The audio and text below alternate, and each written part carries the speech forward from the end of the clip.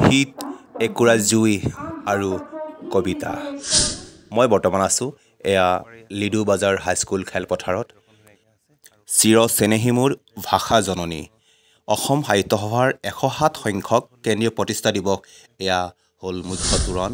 কি সুন্দৰকৈ মুখ্য তোৰণখন সজোৱা হৈছে আৰু ইয়াত 7 দিনীয়াকৈ এই প্ৰতিষ্ঠা দিৱস উদযাপন কৰা হৈছে। এয়া চাওক সুন্দৰকৈ এখন তোৰণ লিখা আছে 21 তাৰিখৰ পৰা 27 ডিচেম্বৰলৈ চলিব। ইয়াত বিভিন্ন কিতাপৰ বাঁহী বেজবৰুৱাৰ ৰচনাৱলী কিতাপৰ কিছুমান ইয়াতে প্ৰতীক চিহ্ন ব্যৱহাৰ কৰিছে আৰু এ লোকে লোকাৰণ্য দেখিছে। এ হ'ল কেন্দ্ৰীয় প্ৰতিষ্ঠা দিৱসৰ মুখ্য তোৰণখন। আপোনালোকেও আহিব পাৰে তিনিচুকীয়া জিলাৰ লিডু বাজাৰ খেলপথাৰ যিখন আছে হাইস্কুল খেলপথাৰ, তাতেই এই কেন্দ্ৰীয় প্ৰতিষ্ঠা দিৱস অসম সাহিত্য সভাৰ উজ্জীৱিত হৈ আছে। আৰু এয়া হ'ল ইয়াৰ পৰিৱেশ আৰু ময়ো আহিলোঁ।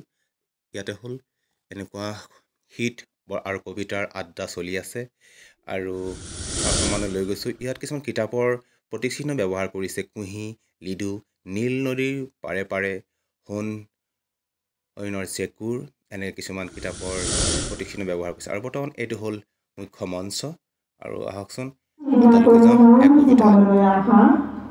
সেইদিনা বৰ্ষাৰ প্লাৱন নামিছিল মোৰ হৃদয়ত। সত্যস্নাত বনফুলৰ সুৰভি নদীৰ অন্ধকাৰত বিলুপ্ত নিশিল মেঘমেঘৰ আকাশৰ এন্ধাৰ পথত বজ্ৰৰ আখৰেৰে ঘোষিত হ'ল তোমাৰ আগমন বাৰ্তা। মই প্ৰতীক্ষা কৰিছিলোঁ ঈশ্বৰৰ, হৃদয়ত দগ্ধ কৰিব খুজিছিলোঁ বৈৰাগ্যৰ অনল শিখাৰে। বসন্তৰ ৰক্তিম প্ৰভাতত মই গান গাইছিলোঁ হেমন্তৰ মৃত্যুম্লান গধূলি। কিয়নো আত্মাৰ অনন্ত বেদনাৰ মাজত মই আশা কৰিছিলোঁ জাগ্ৰত হ'ব আনন্দৰ জ্যোতি পদ্ম। মই প্ৰতীক্ষা কৰিছিলোঁ ঈশ্বৰৰ। আহিলা তুমি মূৰ্তিমতী পাপ তুমি, তিমিৰ দেহিনী, মৃত্যুৰ অন্ধকাৰত জীৱন তৃষ্ণাৰ তুমি তুৰান্তলীন বাগ্মিশিখা। অনন্ত কাল ধৰি মানৱ পথিকক বাট বুলাই ঘূৰাই আনিছা তুমি।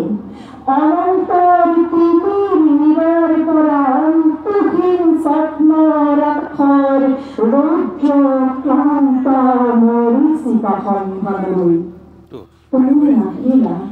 মোৰ তবু ক্লান্ত হৃদয়ৰ ৰক্তৰেদি সোপান বগাই মই তোমাক বৰণ কৰি ললোঁ ৰক্তৰ ৰঞ্জনেৰে। তুমি মকিলা দিগন্তহীন স্বপ্নৰ আকাশত নিৰুদ্দেশ যাত্ৰাৰ নিমন্ত্ৰণ। কিন্তু কোনটি প্ৰতিশ্ৰুত প্ৰেম তত্ত্বৰে শান্তিৰ অমীয় আশ্বাস, য'ত এদিন শুই শুই মই পাহৰি যাম অনন্ত তিমিৰত মধুচৰণৰ সীমাহীন ক্লান্তি। হৃদয়ৰ অবিৰল ৰক্ত মুখখনৰ দীৰ্ঘ প্ৰত্যাখ্যিত বিৰতি। ক'ত এই স্নিগ্ধ শুশ্ৰূষাৰ শান্তি? মই জানো তোমাৰ প্ৰেম এক অকলুণ আকাশ। মই কেৱল তাক দেউতাকো পাই মৰিম অনন্তকাল। মই কেৱল ক্লান্ত হ'ম, ৰক্তাক্ত হ'ম, আহত পক্ষীৰ দৰে কৰুণ চিৎকাৰত দীৰ্ণ কৰিম সন্ধ্যাৰ আকাশ। মোৰ নিবিড় প্ৰাৰ্থনাৰ ধূসৰ সময়, মোৰ গভীৰ বেদনাৰ নিৰীশ্বৰ সময়, মোৰ নিঃসংগ হৃদয়ৰ স্বপ্নৰ সময়। সকলো তিলে তিলে হেৰাই যাব, দগ্ধ হ'ব তোমাৰ আগ্নেয় আলিংগনত। তথাপি সেই মোৰ প্ৰিয়তমা, মোৰ পাপ আৰু যন্ত্ৰণাৰ, মোৰ সৌন্দৰ্যৰ বুভুক্ষাৰ, মোৰ নিৰুদ্দেশ যাত্ৰাৰ অমৃত সংগিনী, মোৰ নিয়তি, তোমাৰ কাষতে মই থাকিম চিৰকাল।